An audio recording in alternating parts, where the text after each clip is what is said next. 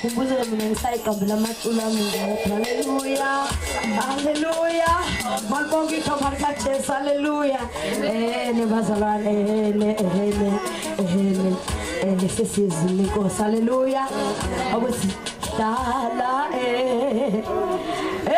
endisweni yami emangize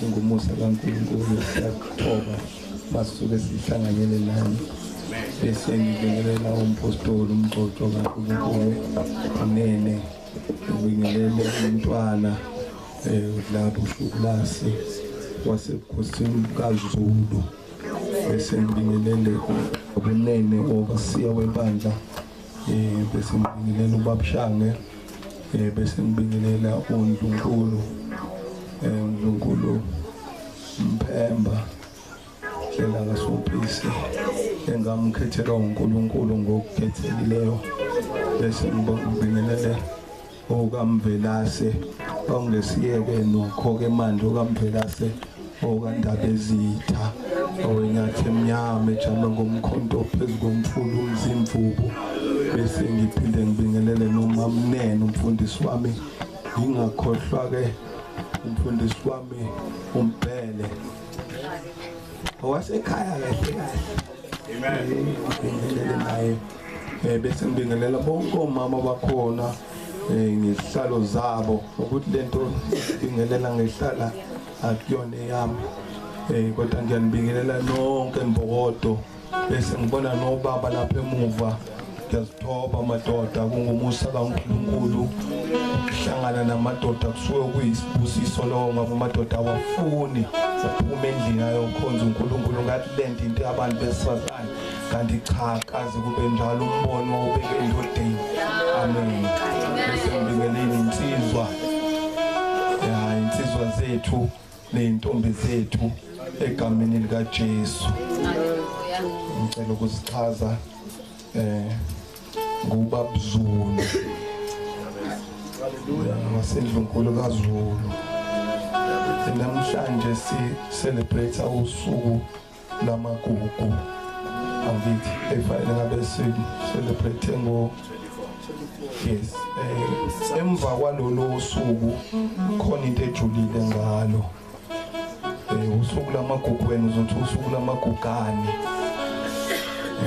ulana usuku lamagugane si-celebrate usuku lamagugane mfundisi okay kungale kwaloko lolo suku usuku la ekwaguqa khona ingonyama isuke kwaguqa ngale ingonyama eyakha isizwe samaZulu ekwakuyisizwe sasikade sisincane cishe ukudlula zonke izizwe kodwa sakhiwa umuntu oyedwa lo muntu kwangena umuntu njengabo bonke abantu kwaba umuntu ohlukile ngoba wayengumprofeti kaNkulunkulu izinto ayekhuluma ngazo zazenzeka ngezinto akakhuluma ngazo ziyenzeka kodwa kwethu kuhlukile ngoba sithatha udumo salibeka kuyena sithatha udumo salinika uNkulunkulu ngoba information wayenika uNkulunkulu thina sihlulile kumuntu sayangani ukuthi uprofeta nokubona izinto ekade kuthatha direct uNkulunkulu ngiqondile umnyakazo izinto zabantu bakhona abantu bazi ukuthi bakhonza abantu kusasa bazofa sikhonzi lokho thina ngiyathanda mina ngoba ngumntwana bengumntwana kathathu fonje ngibengumntwana kathathu bengifike ngibe umntwana lapha ekhaya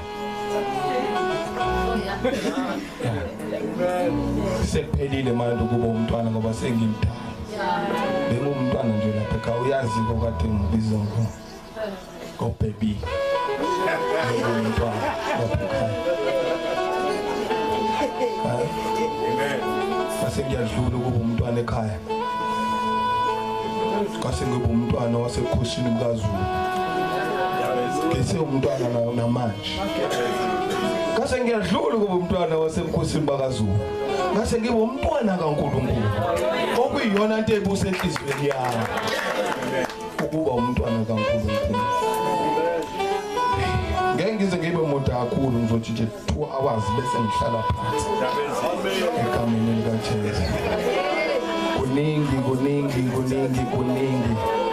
kuningi kodwa indlela yami iyadlula nje la usathane uhlakaniphile kodwa hayi ukudlula uNkulunkulu into akayenza usathane kunezinto akazintshontshayo kubantu benganakile noma usukholwa nje uyakwazi ukuzintshontsha wena unganakile into yokuqala kantshontshayo untshontsha ubuwena nje kuba wes mawuthola ukuthi kunezinto zama ukuzenza zingenzeki usebenzisa lolo thuba ukuthi antshontshe ubuwena bese wena uzibona uyisahluleki nje mhlawumbe uzukudala thina nokukholwa uyibona umuntu nje ongelutho into akayenzile untshontshe ukuzethemba kwakho qala kuyakwazi ukubuya lokho ngegama lika Jesu kuyabuyiseka ngoba uNkulunkulu esimkhonzayo uyakubuyisa konke nosuke sekudliwe isikhonyane uyakubuyisa haleluya Ovula ngibahebheri ngizovula incwadi entathu angijwayele ukwenza lokho kodwa ngicela ukwenza namhlanje haleluya verse 10 chapter 10 again. Chapter 10 Mahebheri chapter 10 Joshua ngime nje futhi kuyona kamene la Jesu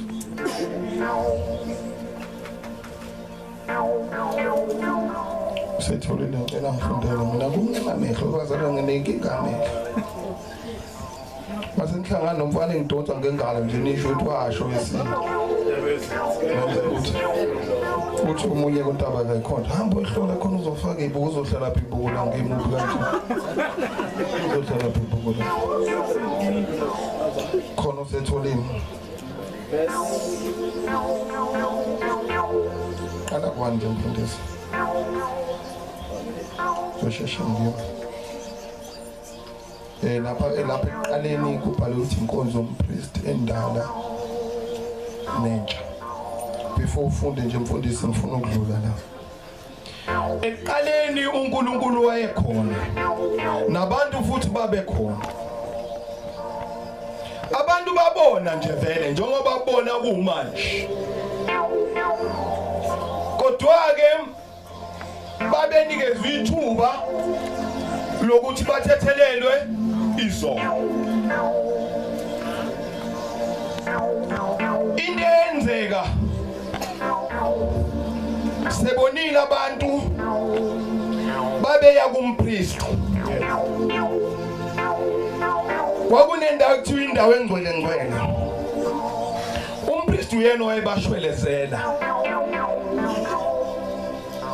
kuNkulunkulu naye umuntu nje ifana nabo bonke abantu eqaleni umuntu meyonile wayethatha isilwane esithize ayosinikeza umprofeti ukuthi umprofeti akangene endaweni engcwele bebheka bathola ukuthi amakhulu amandla lapha phakathi ongcono simbophe ngeketanga khona somuzi ukuthi usekhona yini eyoshwelezela mina baqhubeka nje abantu bona baqhubeka abantu bona kuthe jika bajika abantu bakanikela ngendlela kwakufanele ngabe banikele ngayo athawu leyo mvu iyagula awuthi ngithathe yona nginike umpriest ayongishwelezela ngayo thula uNkulunkulu uyabuka emhlabeni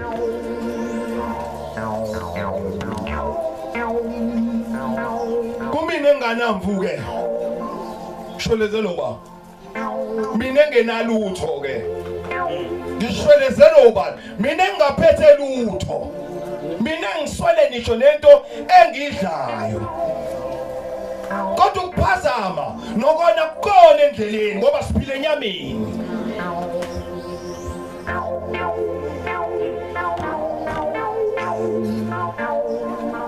bahlangane emazulwini benze icebo cela umfundele umfundisi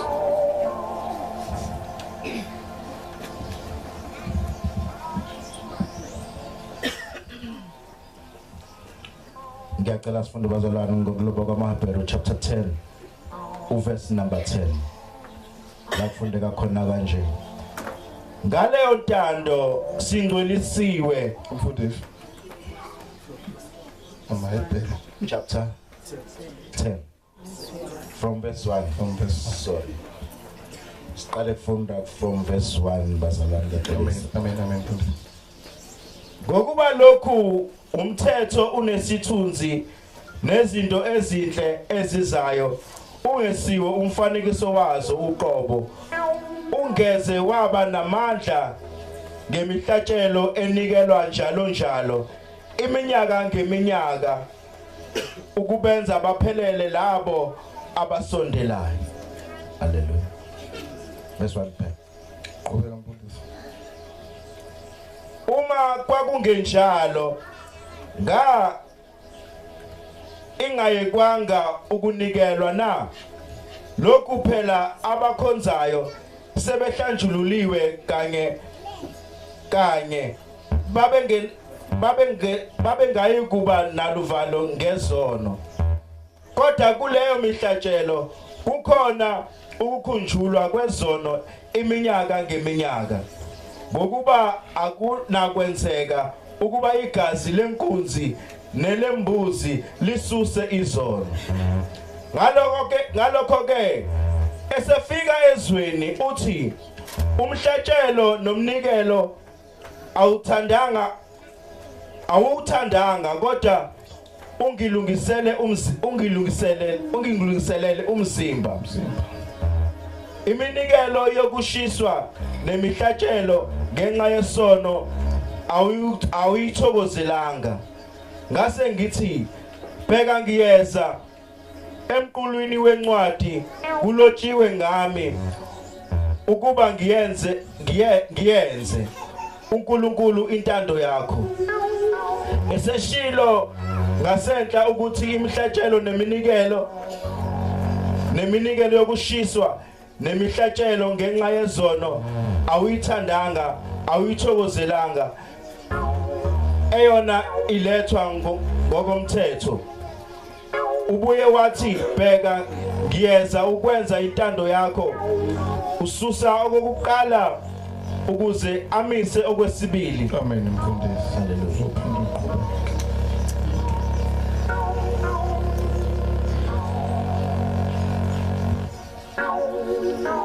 Ngokuba kunekwenzeka ukuba igazi lenkunzi negazi lembuzi lisusa izono. Amen. Sifumana umusa kaNkulunkulu ukuzosithethelela izono. Amen. Ngicela ukukutshela ke mzalwane wami ukuthi namanje basekhona abantu abanethemba lokuthi kuloko abakwenzayo kule mhlatshelo abayenza izosisusa izono. Namanje emakhaya abantu kusekhona ama-altarabo la baguqa khona phansi babiza onkulunkuluwana babo ngoba benethemba lokuthi zizosuka izono. Ngiyamthanda meyichaza kanje uthi kona konke lokho ekuqaleni akakuthokozelanga, uthi uzele ukuzosusa okokuqala kuzaletha okwesibili. Kuyini okwesibili na? Kuukuthi sikwazi ukuzingenela endaweni engcwele. uNkulunkulu usithanda sonke. Ngalesikhathi isikhula nina besilo ekhaya ngiyakhumbula nje ukuthi wafika umuntu ethulethe inhlanhla. Kwayena wayibonakala ukuthi akanayo inhlanhla. Nayi ikathulo zakhe zayibheke phezulu. Okukhombisa ukuthi kwayena inhlanhla akanayo. Umbuzo ukuthi uzoyishiya kanjani inhlanhla. Endokunye ngizokhuluma ngayo lento yokukholwa akuyona abantu abadala bodwa. Nabancane. Nabangaka. Sifumana umusa.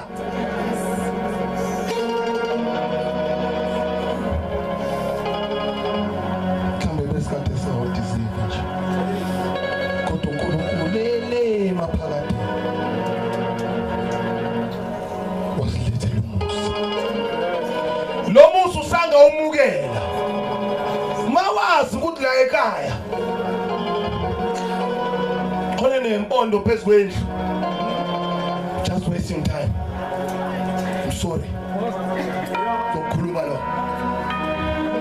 wazi ukuthi noNkulunkulu bakho nje you wasting time. Ngiyakutshela uNkulunkulu kuyahambeka. uNkulunkulu uyakwazi ukukhuluma naye.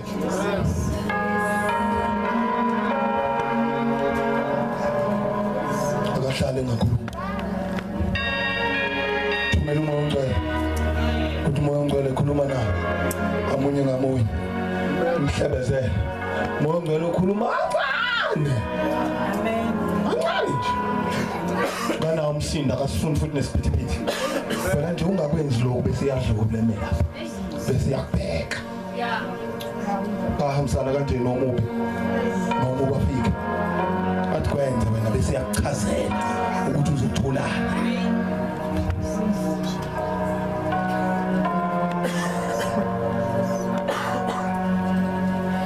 Angiphethe namehlo.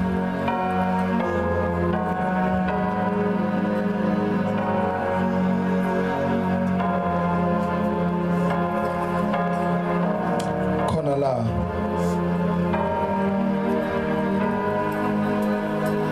sesikwenze konke uNkulunkulu uthi kona konke okwenzekile sesiguqile seyiqitofu safaka nentambo enqeni enanomcamelo mncane yayazi lento enkhuluma ngayo safaka nokunye la okunanomcamelo wakho ubheka usungcolile sethatha ithembo ndeke emtentanjeni eyakhiwe lapho etasweni come on thamba lophila kwakhe thamba lophila kwengane zakho sila entanjeni cabanga kahle cabangisisa kahle amen uNkulunkulu izandla uyivulile uzatheni nonke emkhatheni nesindayo amen uthazani kimi hayi uzozanini uthatha amathembo wabeka kwezinye izinto ekhona umnini manje wonke benzothi mina mawulithola leli ithuba ungaliyeka ngoba lisodlula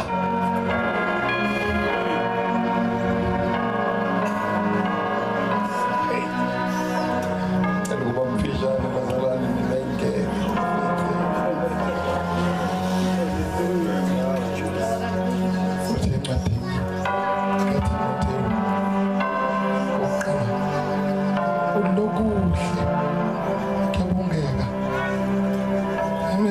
uNkulunkulu Sindisi wethu uthanda ukuthi bonke abantu bafinyelele kulazini iqiniso ngokuba munye umlamleli phakathi koNkulunkulu nomuntu umuntu nje ubani ozokulamlela mawudukisa labo uzolanyulela ubani uthi uthanda ukuthi bonke abantu basindiswe ebuhlungu ngalento yokusindiswa webazalwane lento yokusindiswa abantu bayiphendula bayenza into yabo bathi laba abagqoka amabhulukwe abampintshayo abagqoke ngecathulo ecijile akunjalo ukusindiswa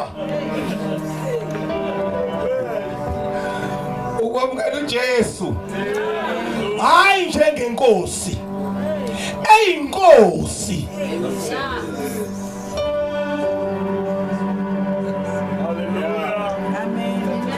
khona inhliziyo besuvuma ngomlomo wakho bese kuba ukusindiswa emhlabeni sihamba la thina sizakhele khona indonga ukuthi laba basha isigubhu laba benza ukuthi laba mawufuna ukubona ipolitiki hambe kubazalwane uzoyibona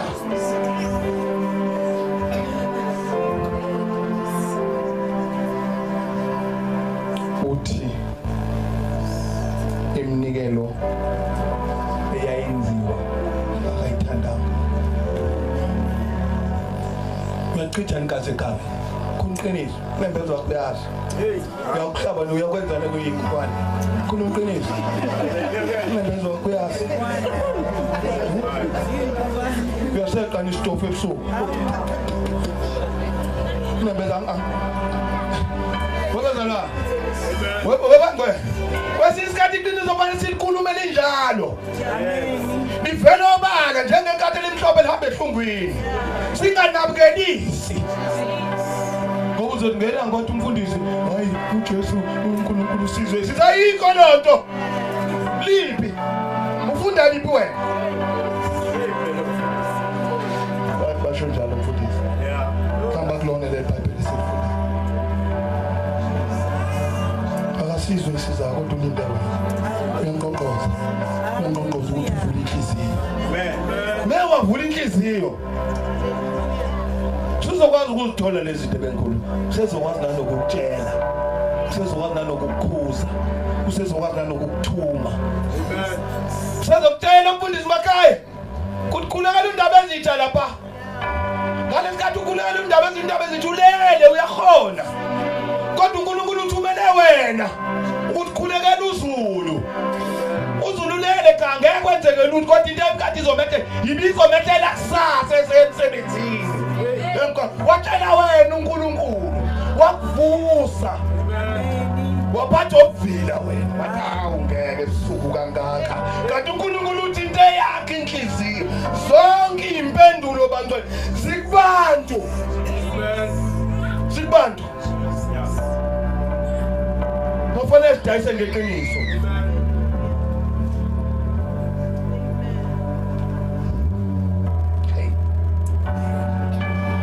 Shilo kwendezi ngathi ngizoba mphishane mina. Kodwa ngiyamthanda uNkulunkulu. Ngoba kuyahambeka naye. Ngiyamthanda futhi ngoba noma ungakhulumanga kahle uyazi uyakukhuza. Noma ungezanga kahle uyakutshela. Akufaneleke umuntu uhamba uphumputa.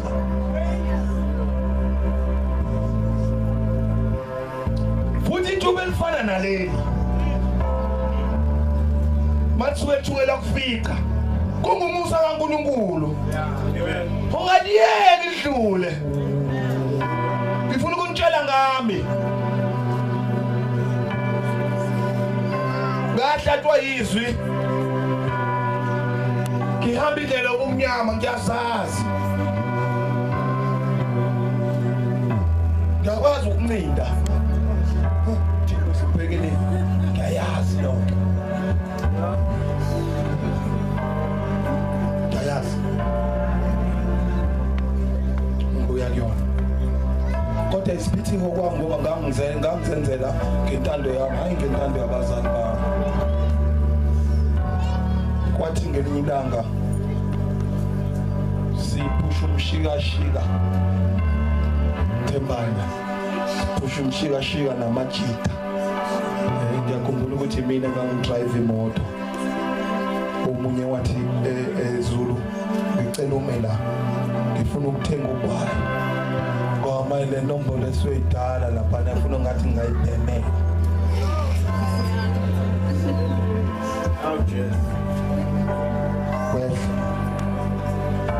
Wangena lapho kwakusemulweni mawehla njuthe emulweni kunentende ngaka right. Eshaya umfana lento enishaya. Eshaya umfana.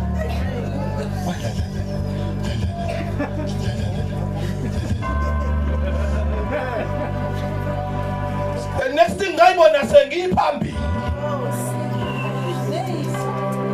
Angazi ngafika kanjani. Nebona lami lalisele emotweni. Ngabona sengiphakamisa izandla ngithi Jesu inkosi. Ngithi wena uNkulunkulu kanti unjani? uNkulunkulu kanti uhlukile. Awufani nabanye onkulunkulu baba.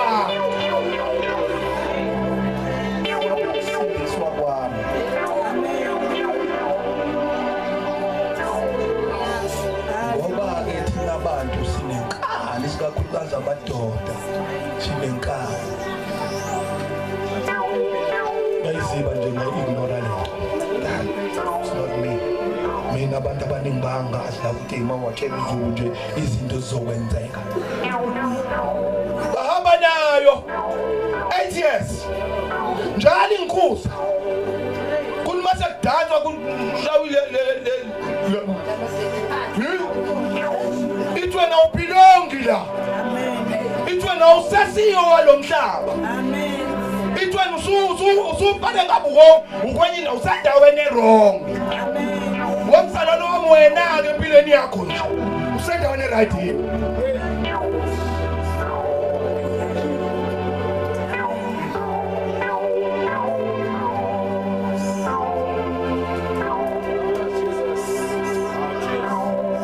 Kahamba na ibanga.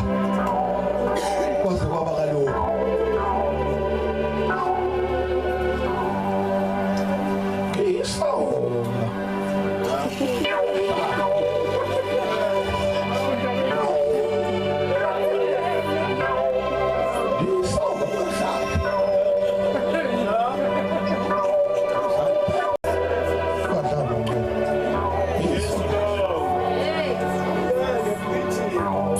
Wakucale manje khona umuntu engwakhelena uzofika ezokusiza wakho ufika ngithashapha lapha nalapha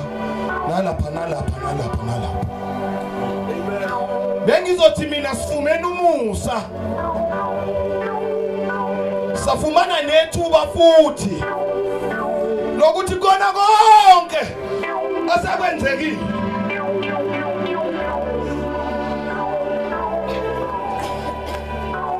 nemnikelo yonke sesiyenzile kuhle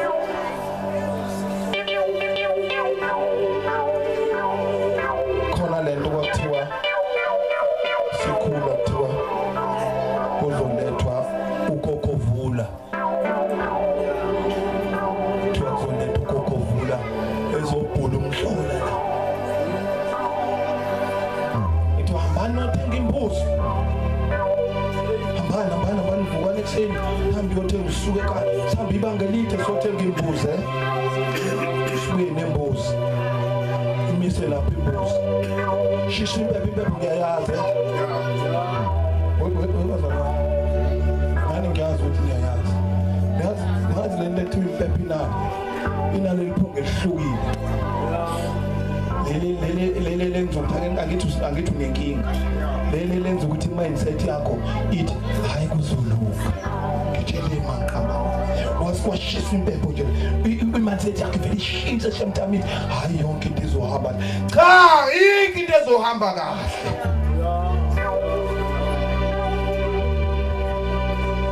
hayi into ezohamba monga nawo Jesu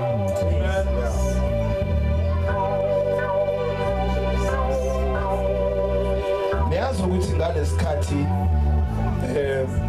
sengiqala sengishintsha ke manje umoya ongcwele wathi team up noma sondelana nabantu abaright ngabajuzi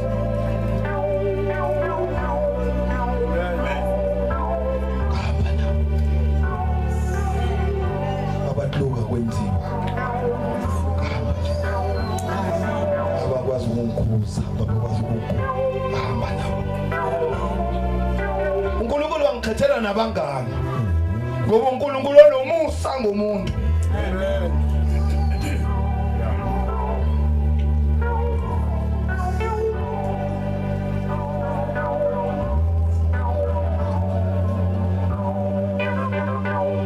kono round empephe ekhaya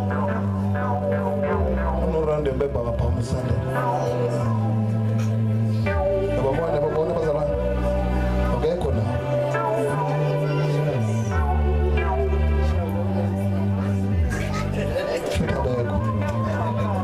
sonke sephetshini endoda uma wazi ukuthi ukhona ubozosizakala ke namhlanje amen sizonyaka sisichibi thina haleluya uma wazi ukuthi ukhona yazi ngelanga ukuthi ubaba wathi simhlala phansi washinda ejwaye ngisho wathi hambani nothenga imbuzi samso ethenga wabuya ungabezitho wathi wafike washisa impepho enale laphunga elithi izinto zizoba kahle.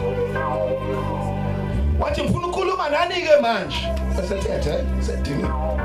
Wathi akukho engakwenzanga. Wathi benithi angenze lokhu ngikwenza. Nithi angenze lokhu ngikwenza.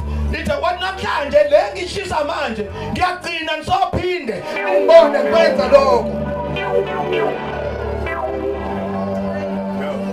Wathi ingane zami seyihambe zababafishana zispend imali efanele ngabe siyayisebenzisa sizama ukulapha.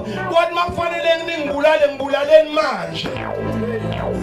Ukhuluma ngekhatheni ngizalayo. Amen. Wathi mina ngikhetha uJesu mina. Wathi akukenga kwasebantu abami angisho nje ningakwenzi emzini nokwenza manjani kodwa mina ngikwenzile akungisizanga.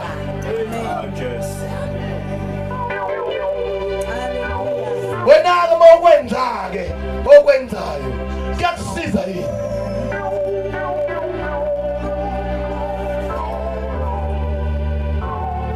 Angikwazi ukuthi usindwa yini. Noma ngabe uyasindeka emsebenzini. Noma ngabe uyasindeka ekhaya. Noma ngabe uyasindeka nje ekuhlaleni.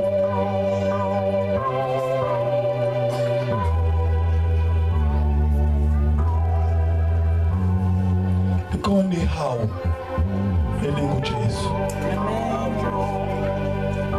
Ukhona umuntu owehle emazulwini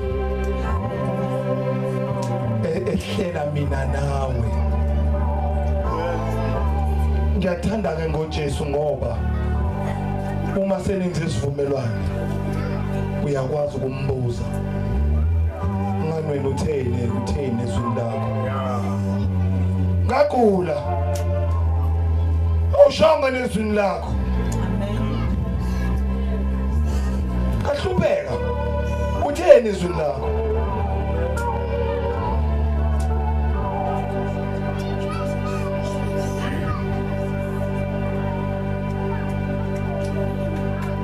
Thuba lisekhona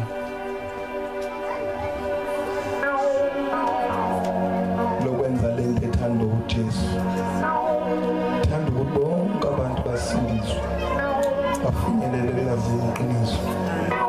Ngabe leli qiniso olaziyo wena ekujuleni kwenhliziyo yakho ngabe kuyilona leli lifuna uJesu ntambama.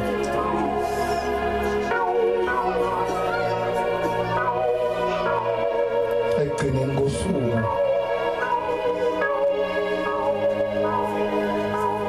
umlamuli phakathi kwakho noNkulunkulu uJesu Kristu. Sondela phambili mfundisi.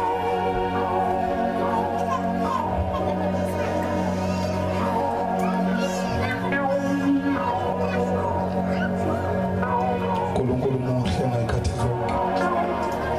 Futhi uNkulunkulu uthembekile ngayikhathi zonke. Ngimbonile hamba naye. Ngimbonile ngicatholisa. Ngibonile futhi engikhuza. Ngibonile futhi engitshela.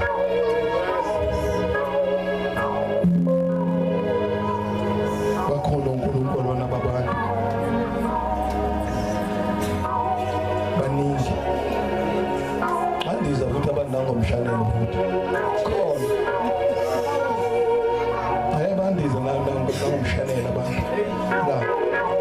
Khathini. Bakhona hayi ukuthi abekho. Bafika futhi nasebusuku bezokufunda ukudlulele. Ubususuthi nje. Ufundzwa izinto ebusuku le.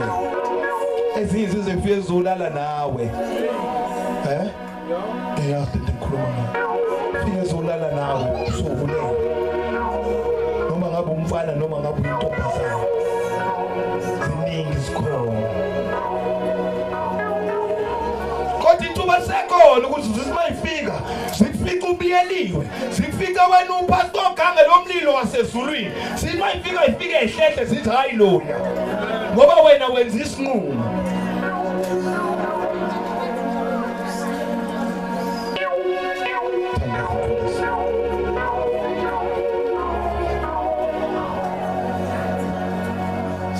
Sizobaleke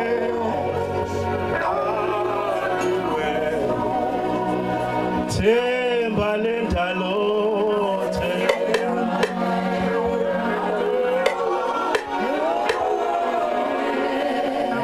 sizobalekela kuwe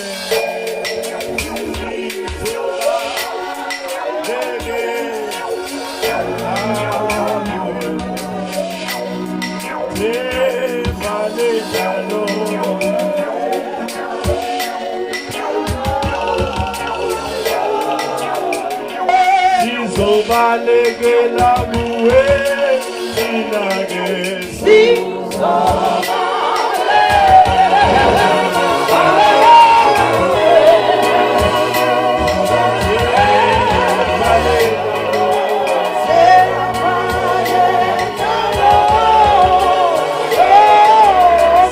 sizobalekela kuwe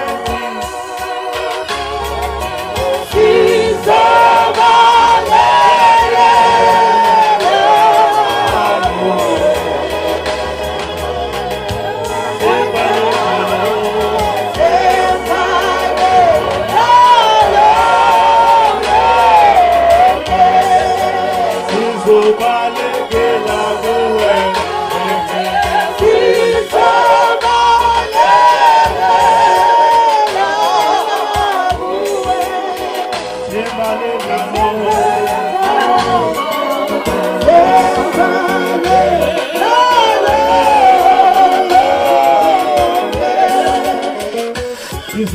Hallelujah.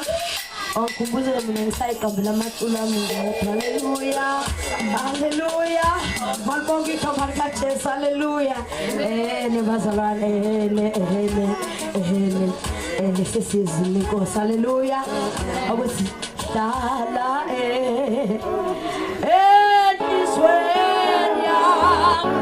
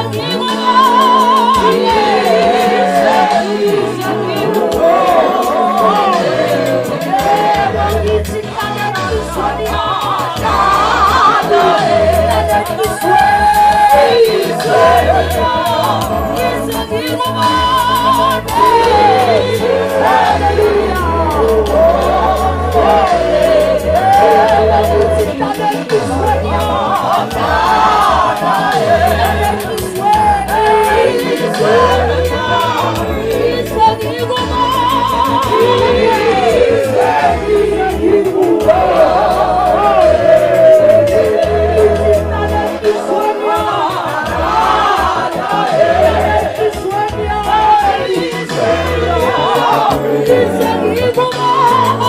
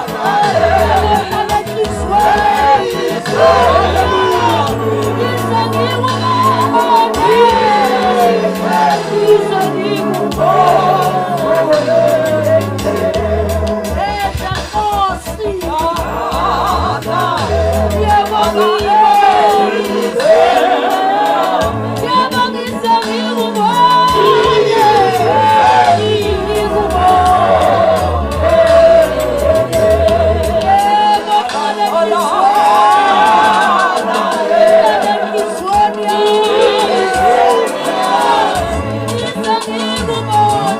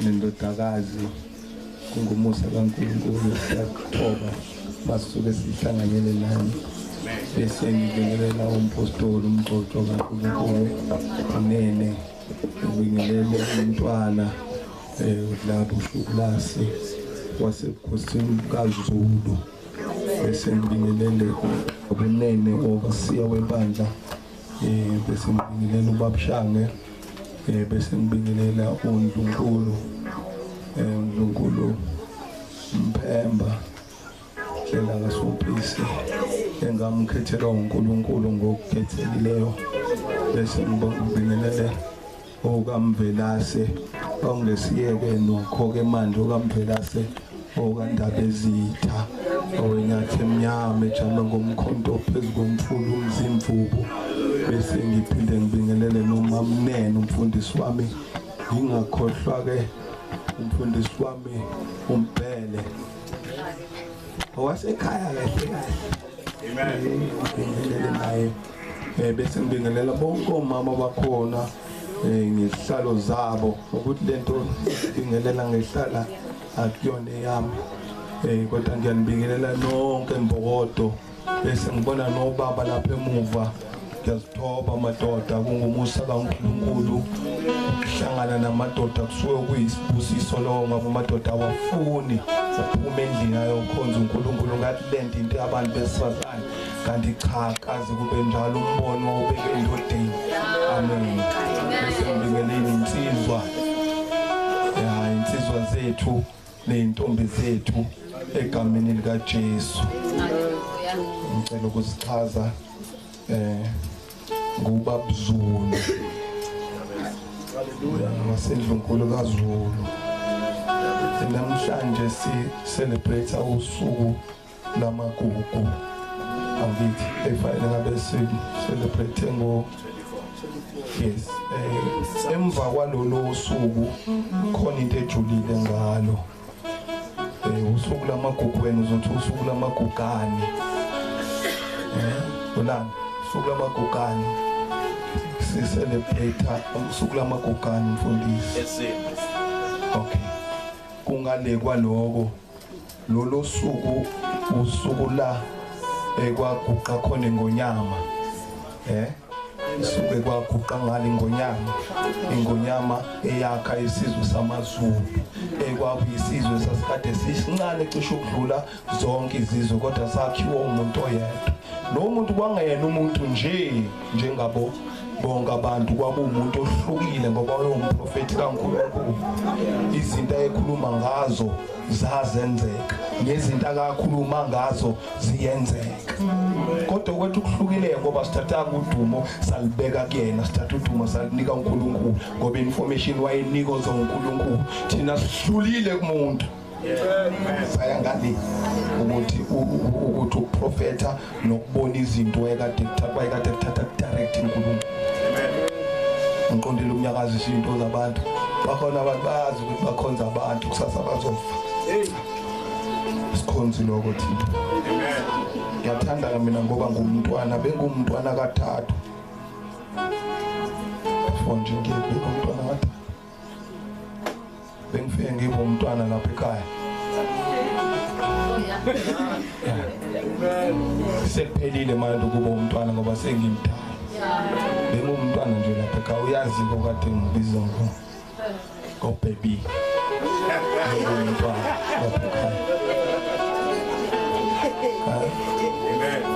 kase ngiyadlula ukuba umntwana ekhaya kase ngibe umntwana wasebukhosini bukaZulu bese umntwana namanje kase ngiyadlula ukuba umntwana wasebukhosini bakaZulu kase ngibe umntwana kaNkulunkulu okuyiyona into ebusa enhlizweni yami ukuba umntwana kaNkulunkulu ngeke ngize ngibe muda kakhulu ngizothi nje 2 hours bese ngihlala phansi egameni likaJesu kuningi kodwa indlela yami iyadlula nje la usathane uhlakaniphile kodwa hayi ukudlula uNkulunkulu into akayenza usathane kunezinto akazintshontshayo kubantu benganakile noma usukholwa nje uyakwazi ukuzintshontsha wena unganakile into oqala kantshontshayo untshontsha ubuwena nje kuba wes mawuthola ukuthi kunezinto ozama ukuzenza zingenzeki usebenzisa lolo thuba ukuthi antshontshe ubuwena bese wena uzibona uyisahluleki nje mhlawumbe uzukudala thina nokukholwa uyibona umuntu nje ongelutho into akayenzile untshontshe ukuzethemba kwakho qala kuyakwazi ukubuya lokho ngegama lika Jesu kuyabuyiseka ngoba uNkulunkulu esimkhonzayo uyakubuyisa konke nokusuye sekudliwe isikhonyane uyakubuyisa haleluya ovula ngamaHebheru ngizovula incwadi ezintathu angijwayele ukwenza lokho kodwa ngicela ukwenza namhlanje haleluya verse 10 chapter 10 chapter 10 maHebheru chapter 10